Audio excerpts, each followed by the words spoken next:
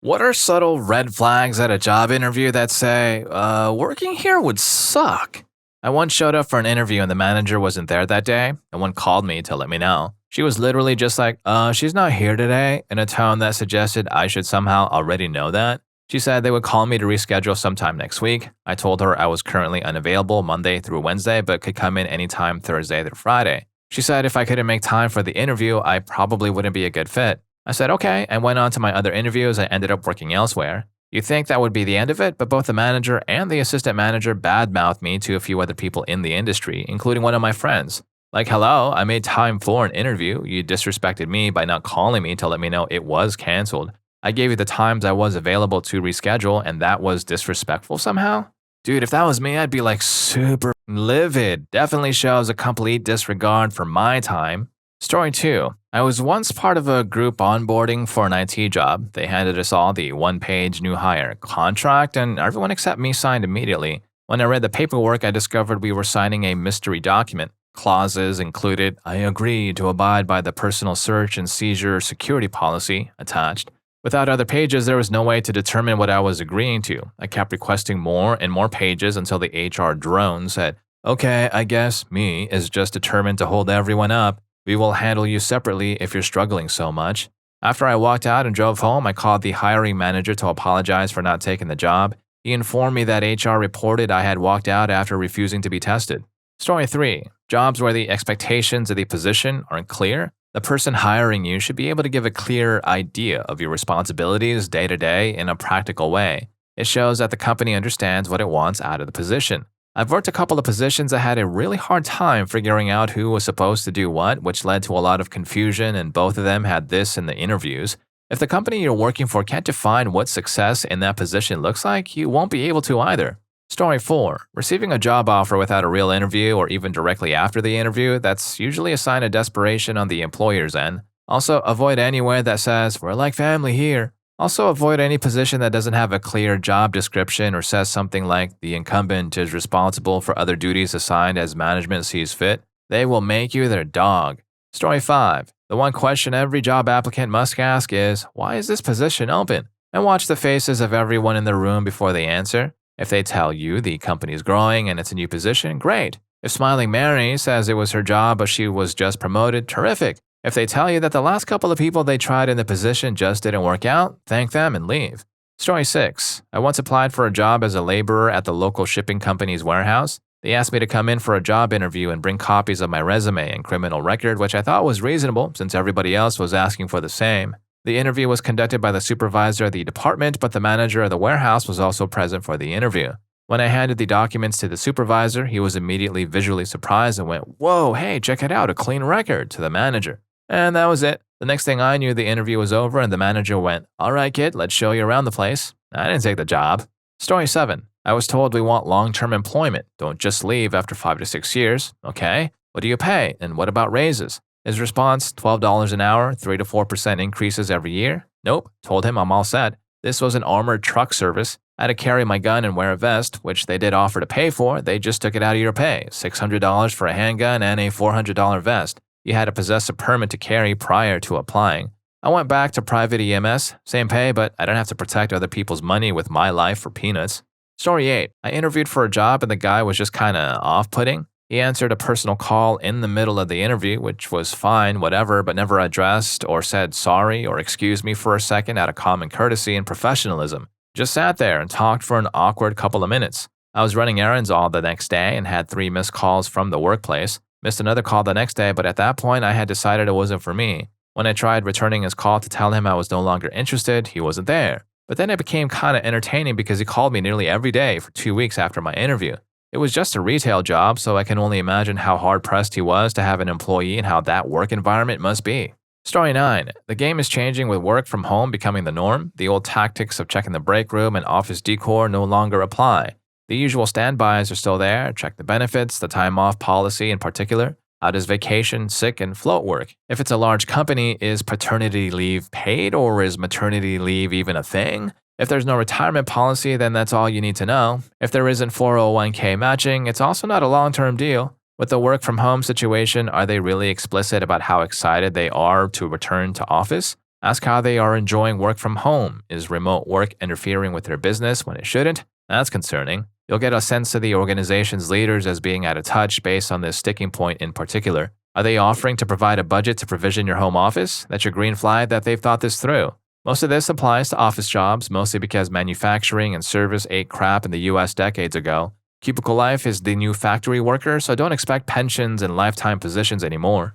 Story 10. I have a friend who is a senior director for a Fortune 500 company. A few years ago, another Fortune 500 company was trying to poach her for their organization. At the end of the interview, the director leading everything told her, "I will get back to you after discussing with my VP." At that point, she was done. She got on a plane and flew back home before they even made an offer. She told me that if the person running the interview doesn't have the authority to make the decision to hire you, then the company has too much bureaucracy and micromanaging to be worth it. She didn't care how much money they offered. It was a lot. She just knew working there would be a nightmare. Story 11. I tried to get a part-time job at the university where the interviewer out of the gate said he didn't think a woman could do the job. I showed up to the interview to find he'd forgotten to tell me I had to prove I could lift a 30-pound rock core, and obviously I couldn't do that in my interview dress and heels. He wasn't happy when I disproved him. If the sexism wasn't enough, then he said the job was 30 hours a week during the day, exactly during the time of 90% of the college classes. When I pointed this out, he said to switch to night classes mid-semester or drop out. I left and reported him to Student Employment Services. Story 12. I scheduled an interview at a nursing home for a night nurse position. I arrived 15 minutes early, told the front desk who I was, then sat and waited. Then waited some more. 35 minutes later, they still didn't know who was going to interview me. They were talking about it right in the lobby. I was sitting in. After 45 minutes, I stood up and said, "I'll just make it easier on you. I'm not interested." On my way to the car, I passed some professionally dressed woman loudly discussing how they were going to go in and write everybody up. I turned to look at them and made eye contact, then left. No, thank you. Story 13. Did an interview at a university a while back for a faculty position. At the point of the interview process where I met other members of the department's faculty, they were telling me about and laughing at two previous interviewed contenders for the position. They were obnoxiously cruel, insensitive, and boorish as they mocked their previous interviewees. Their behavior around a total stranger who was also interviewing for the position told me everything I needed to know about them as professionals, human beings, and potential future friends. I was offered the job. I took a different position at a different university, never looked back. Story 14. Interviewed as a waitress for a local busy deli I loved eating at, the manager/owner was very irritable and kept interrupting the interview to bark orders at employees. She spent most of the interview complaining about her lazy, no-good employees. She told me she needed someone to whip them into shape and make them work harder. She also said, "It's so hard to find good help these days." I am professional, so I let her finish. She offered me the job. I thanked her for her time and let her know I wouldn't be returning as either a waitress or a guest. I haven't been back since. I do miss that pastrami, though. Yikes, someone give this guy his pastrami. He deserves it. Story 15. I have posted this story before, but I think it fits here. I interviewed to be a property manager for an office complex. We did the interview with a regional director and the company's HR director. The interview took place in the office of the property manager they were to hire. About 15 minutes into the interview, the regional director's phone rang on loud. Instead of apologizing and continuing on, he answered the call. He was very loud on the phone and didn't even say anything about being in the middle of an interview. The HR director looked at me and gave me a look that was like, "Sorry, I think he thinks he's a big deal." I looked around while he was on the phone and noticed there was a camera on the ceiling with their company logo on it that faced the property manager's desk. That was the last straw. I stood up and shook the HR director's hand and thanked him for his time. The regional director, who was still on the phone, asked me what was going on. I told him he is rude for not only answering his phone, but taking the call. No one is that important and he can go to hell. Felt good walking out of there and never regretted it at all. Story 16. I read an article once that advised in an interview you asked the manager to describe the best/most successful insert whatever descriptor here they have supervised. If they describe someone who went above and beyond all the time, they will expect you to prioritize work too much and take advantage of you. If they describe someone who worked at their improvement, even if they weren't the best and have since been promoted, they probably prioritize your growth. Story 17. I had an interview last year at 2 property management companies, both for on-site manager positions. One interview was downtown in a huge building where I had to take an elevator up to whatever floor and interview with 2 people, HR and what would have been my boss. Then the CEO, or whatever he was, came in and asked me some questions and we talked a bit. That actually wasn't that bad, but at one point while talking with him, he said, "I would rather have the entire complex vacant than have someone living there and not paying rent." That stuck with me. In another job interview, I met the boss at a Starbucks close to the complex. We just chatted for about 2 hours about the job and whatever else. He was really chill. He said, if anyone ever has trouble paying rent or needs an extra week or whatever, just let us know and we'll try to work with them. The first company offered me the job. I declined, hoping that the second company would offer me the job even though the pay was less. The second company offered me the job and I expected. The job has been great so far. This may not be important to some people, but at the time, I decided that I don't want to work for someone with an attitude like that. Story 18. I used to work at an Amazon fulfillment center. They had a quote-unquote group interview. This interview consisted of signing a bunch of paperwork. If you signed all the paperwork, you got hired. The paperwork made you agree to stuff like not being allowed to unionize, not being allowed to discuss pay with other employees, not being allowed to speak about Amazon poorly while you work there, etc. Unsurprisingly, the working conditions there were horrendously bad. The equipment we had to use was in awful condition, which was really bad for safety. We were often forced to work unpaid overtime if there were still packages to sort on the closing shift, and the higher-ups regularly bullied us into working harder than it would be safe to. If I didn't need the money, I would have quit on day one. Story 19. During the interview process, try to come into contact with many of the existing employees as possible and see how they act and how they treat you. During one interview process many years ago, the other girls I met came off as kind of witchy. Then during the interview, the boss asked me if I'm a girly girl, which I'm obviously not, and I confirmed it. She said it was a girly girl environment, so I might find it hard to fit in. So for me, that was a massive red flag for toxicity. Got the job, turned it down. For later job interview processes, I asked to meet a number of employees during the interview process, and that was facilitated for me. If there's nothing to hide and it's a good environment, they'll be happy to make this happen for you. I'd say it's an incredibly useful thing to do to make sure the place matches your work ethic and your values. Story 20. I have taught music lessons off and on for years. If you work at a studio, you teach as a contractor and are not literally an employee of the studio. However, they do get a cut in the fee because it's their studio. Previously, I just went into a studio and asked if they had space and if they had a need for a teacher in my specialty. Things got set up and that was that. I would contact potential students and we'd set up our lessons. But at this studio, I was being made to sit through 2 phone interviews before I could even start. First red flag. If I passed after all that, I still had to make a video of myself pretending to teach a lesson. All this with the studio being located maybe 15 minutes from my house. I couldn't just walk in there and meet and play tunes. No. In the second phone interview, they were asking, what is your definition of being on time? And do you have any plans to take a vacation in the coming months? And do you have any gigs coming up soon? I finally realized that instead of letting their self-employed teachers run their own schedules with students, these people were literally assigning kids to teachers with no regard to teacher-student compatibility, and they were dictating the lesson date and time, regardless of the teacher's needs or schedule. The moral of the story is, don't ever assume that the next place you might work at all is following the same rules or the same sensible unwritten ethics as the last one. Story 21. The entire department had been fired and replaced 6 months ago. The interview, my future boss and department head, spent most of it talking about his divorce and explaining in detail all the other people in other critical departments he didn't like and refused to work with.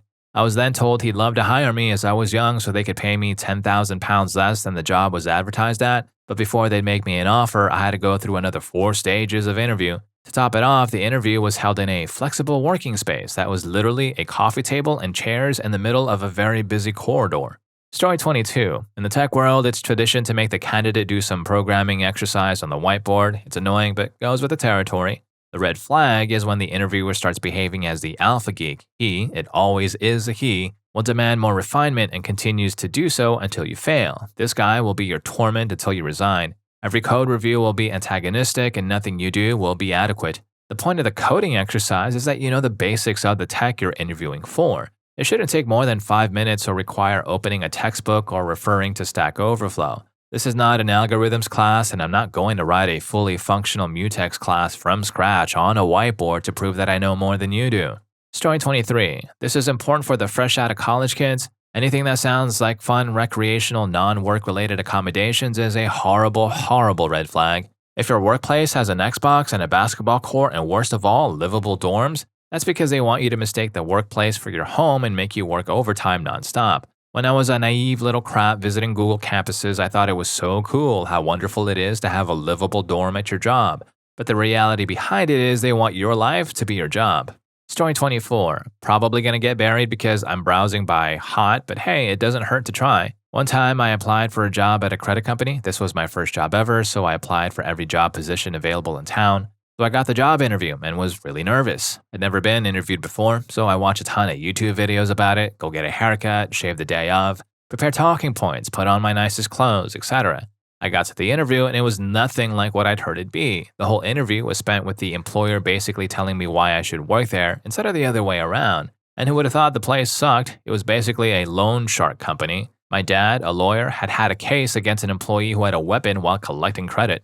Story 25. I was in a job interview with like 6 people around the table, all white guys, in Canada. It was going really well to the end when one of them said, "So, what are you?" I was shocked, so I looked around and said, "I'm Persian." He starts laughing at me and says, "Persia hasn't existed since the early 1900s. I was so shocked. So I said, "When you asked me what are you, I assumed you meant my ethnicity. I was born in Iran, which is a nationality. What do you prefer me to be?" He started laughing at me, but the other guys looked uncomfortable. Turns out he was the company owner. About a month into the job, he accused me of being a thief and a kleptomaniac and fired me even though I was performing amazingly and had not done anything wrong. I think about it almost every day. It's been about 6 years. Story 26. When I was having my interview with the hiring manager who seemed excited about the company and the job, he brought me into the conference room where the owner was, who I believe forgot there was an interview at the time or day in the room. But he stayed for the interview so he could keep watching his golf game while holding an unlit cigar in his hand. I can't remember if the sound was on or low or if he muted it. And his only question he asked was, when he heard the name of a previous company I'd worked for, was, "Oh, so did they talk about me? What'd they say? Probably not nice things." Yes, in fact, they did. No, I didn't tell him what they said. They said he makes female engineers cry, kind of pointedly since I am both an engineer and female. He was asking as my previous company formed out of a group of people that left his company to start a competing company. Story 27. Not so subtle. I used to work as a cook at a restaurant known for their buffalo wings, which were wild. A very long story about why I quit, but long story short, they lied about starting wages. Fast forward about half a year, I moved to a new state, was looking for employment and happened to be in the same restaurant chain getting food. Asked about a job while waiting at the bar. When I mentioned I work for one of the busiest and newest ones, first one in its area, literally a NRO or new restaurant opening, everyone was trained in a corporate-run program. I got an immediate interview with the kitchen manager. He was interested. First major red flag, I have cooks who have been working here for 15 years. So literally zero upward mobility, which I kind of figured. Second was the biggest red flag ever. Why did you quit? So I told him honestly. How did you find out you were paid less than other cooks? I asked them. Well, I would have fired them for that. Your pay is between you and your boss. You can't do that, and my pay is between me and anyone I wish to talk about it with. I can fire anyone for any reason. Not according to the National Labor Relations Act, but oh freaking K, chief, we're done here. Luckily, my go-to wings had just been brought to me because the manager became a bit angry after I said that. And if you're enjoying the video, don't forget to hit that subscribe and like button for more videos just like this. Story 28. I recently submitted my resume for a job online. The next day, I got an email saying, "You have moved on to the next phase of the interviewing process. Here's a link to a personality test we would like you to take." I emailed them back and said, "You haven't reached out to me in any meaningful way, called or anything, and you want me to submit a psychological profile? No, thank you." He emailed me back and practically begged me to take the test. I replied back that I would be happy to take a personality test later in the process if there is mutual interest in my employment there. To not even have a single conversation with me prior to asking me to submit a psych test tells me that you have a culture I don't want to be a part of. That was the end of it. Story 29. They focus on too many fun benefits. I was at a company for a while that had a 24-hour open buffet, a game room, on-site gym, a meeting room that was built like a treehouse, and you could go on sabbatical every few years. The reason was you were expected to put in 80-hour weeks, and travel ended up being twice what was advertised. The companies that offer those types of perks know that if you leave the office, the odds are good you're not coming back until the next workday. They also usually pay less than the market and have crappy adult benefits like retirement accounts and insurance. Story 30. Got called for an interview at one school, got a call an hour later for another school wanting to set up an interview. They asked me, "What time is your other interview?" As I was honest and said I had a different interview that day. "What would happen if they offered you a job?" they asked. I was flabbergasted. I had the interview at 9 at the other school. They said to come in at 8. I got there and the principal didn't know my name, that I had interned in that school, and just wanted to gossip about the teachers that I taught under when I mentioned my internship. It was maybe 15 minutes long. I hated it and it was clear I wouldn't fit. I left that interview and went to the other one. The other one lasted an hour of just talking about my teaching philosophy and how much I enjoy teaching my students. I basically got the job right then and there. So far, I've enjoyed this school. I'm so happy the other one didn't work out. It was a crap school to begin with when I was an intern there. No one seemed to like their job. The school I got hired in is just down the street and so welcoming. Story 31. They all talked about being a family, that they all made good money, but it would take a year or two to get there. Fine, whatever. The family culture thing is BS, but I can play along. After the interview, they hired me, and the CEO had the entire staff get in a circle and welcome me. It wasn't a huge business, like 20 or 30 people, so it wasn't too weird. In the circle, I noticed not one person had a wedding band or engagement ring on. Here are 20 plus people, all 25 years and older, and not one of them is engaged or married. I decided right then and there this place meant no social or romantic life and it was all work. I didn't show up for my first day at work. Story 32. I walked into a job interview once at an open space office. I realized very fast that I was the only woman in the room. It was a small company, but not small enough that there would be no woman present at all. Towards the end of the interview, another woman walked into the space, walked up to the coffee maker, and kind of announced to the room that it was a mess again. Why hasn't anyone cleaned it up? And with a huff, started organizing it. I even asked about it in the interview. They said, of course there are more women. They even got one to call me up after the interview to prove there are girls. You shouldn't have to do that. There were other red flags there, but don't work for any company that's homogeneous. If you can't see any women or people of color in a big room, it speaks volumes about company culture, hiring practices, etc. At my next job, I met a woman who'd worked at that company and told me that I dodged a major bullet. She'd gotten a concussion on the job and they were trying to cheat her out of benefits. Story 33. I just declined the job offer because someone walked into the interviewer's office, bent over her shoulder and said, "How much longer?" She said, "We started 10 minutes ago." He repeated, "So how much time?" She showed him her progress on the interview notes. Again, "How long will you be?" She ended up saying, "I don't know," and he left. It was so unprofessional and I could see her discomfort the whole time. Before going to the interview, I read reviews and saw someone say the workplace was very overbearing with people always over your shoulder. I didn't think it was literal until I saw it myself. Story 34. When no one will look you in the eye in passing, I worked at a psych practice that I loved for the first couple of years. The doc that owned it had a terrible reputation to the point that other practitioners would extend condolences when they heard where I worked. However, he had taught me a tremendous amount and had mentored me quite a bit. I was still anxious because he was a schmuck, but I was able to put a lot of positive out into the community about him. I had great coworkers, both clinically and in admin. When people came to interview, I was happy to fully endorse the practice. But things couldn't last forever. The practice was experiencing financial difficulties. We were top-heavy with support staff, and it actually cost a lot to work there. People left, the new ones wanted to stage a coup, divorces, drama, layoffs, oh my, and the boss was a literal terror. For the last year and a half, I avoided anyone that was interviewing. I couldn't look them in the eye. Once, when we hosted a lunch for a doc that was interviewing, I laughed at an inopportune/inappropriate moment. All this to say, watch for body language. Sometimes it tells you more than the verbal. Story 35. Any sort of reference to working out of hours because they're a team player focused company who go the extra mile or any BS corpo speak to justify underpaying you. Being late to the interview is the next red flag. There's no excuse for that. It clearly shows they don't care about their hires and or are a badly organized company. Ludicrous psychoanalysis questions next. I got asked, if you were a brick in a building, which one would you be and why? And name 5 people from history you'd invite to dinner and why? Meaningless drivel that tells neither side anything about the work or company. More than 2 or 3 interviews plus questions being repeated in each one? Ugh. As a final, more flexible point, any reluctance to be flexible with hours? I loathe companies that care more about how busy their office looks than actually how much work is being done. Immediate unwillingness to be flexible indicates this kind of environment, in my opinion. This one depends on the job, of course, but showing total inflexibility is a red flag to me. It makes me think they consider you a number rather than a human being. Story 36. I once interviewed for a buyer position straight out of college. The lady basically complained about the Chinese for 20 minutes and told me how she can't stand the buyers because they're all Chinese and speak in Mandarin together and are quote-unquote disrespectful to her. I'm white, but I speak fluent Mandarin, hence the appeal to being a buyer with this company. But when I heard the racism and drama before even taking the job, it was a huge red flag. Then they lowballed me for something like $34K a year and I laughed. Story 37. I'm always wary of companies that are very eager to tell you all about them. Like, why are you trying to sell this company to me? I recently had an extensive interview process for a startup. Honestly, I stuck it out of morbid curiosity. All the interviews were remote due to lockdown, so it really wasn't a hardship to conference call. I had 1 telephone interview, one-on-one interview, and then 2 panel interviews. Until the final interview, the only things anyone would tell me about the company was who was backing them, ex-Google and Amazon CEOs, and money was coming from Bezos and other big names you'd recognized.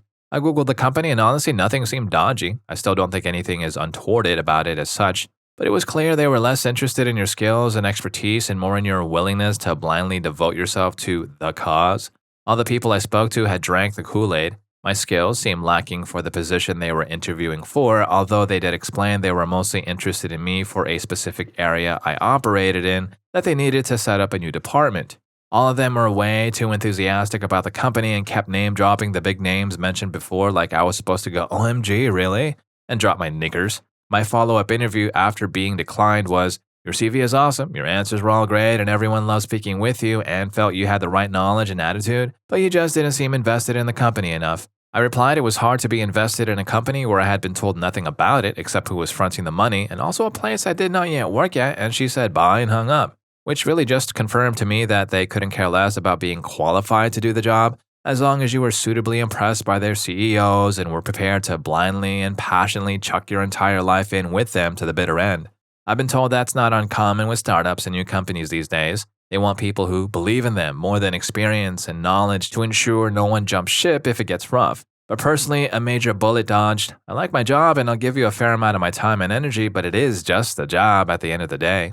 Story 38. I turned down a job interview shortly after graduation. The founder of the company and father of the current president running it reached out to me through my school's career center.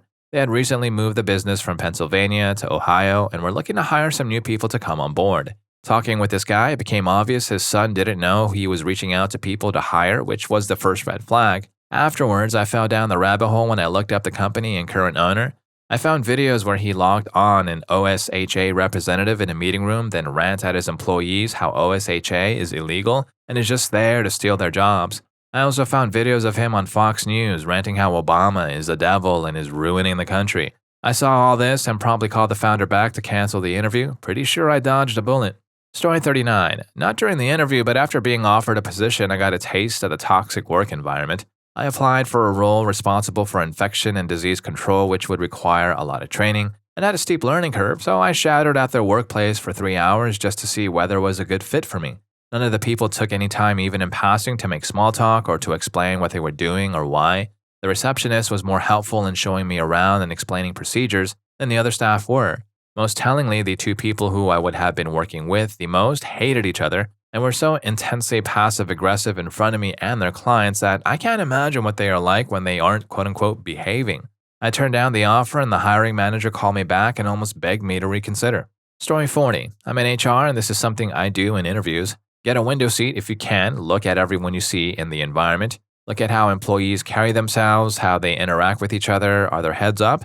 Everyone you meet in the interview will be a different version of themselves for the most part, good or bad. Interviewers are nervous too, so sometimes flags may not be flags at all. I even give this advice to people that interview at my company. One time I had to get to work late, so I did not meet a person I recruited yet who was interviewing that day, and a colleague covered for me.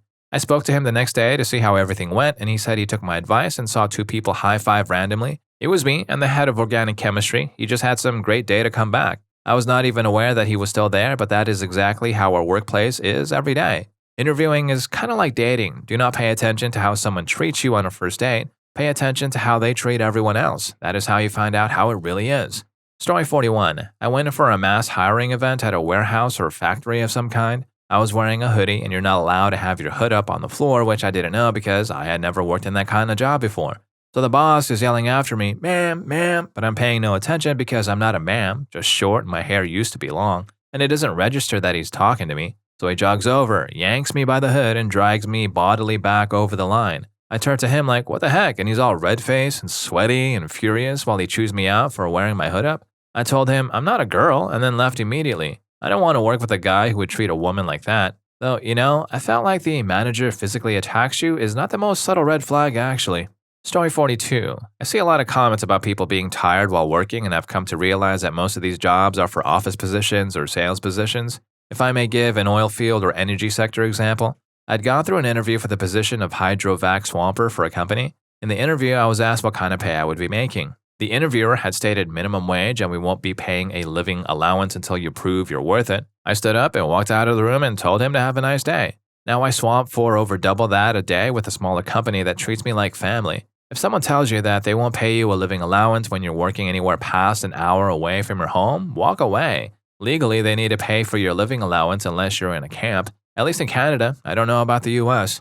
Story 43. I got a job in a grocery store. They told me after I got the job that I would be training in another city. Okay, weird, but alright. I trained for 2 weeks in this other city before going back to the store in the city I interviewed in and lived in. When I started the job, I asked my supervisor why I trained in another city. They said, "We don't want you to pick up the bad habits of this store." Uh-oh. Ha. People left for hours at a time, like literally 4-hour lunches, and sometimes wouldn't come back for the rest of the day. I remember one day in particular, everyone left me there on like my second week with a huge line. People were asking me for their order, and I was like, "I'm sorry, I'm new. I have no idea where that is or how to give it to you." LMAO, I worked there for a few months and got the hang of it, but I couldn't leave for hours at a time. It got me over the hump, but I eventually quit.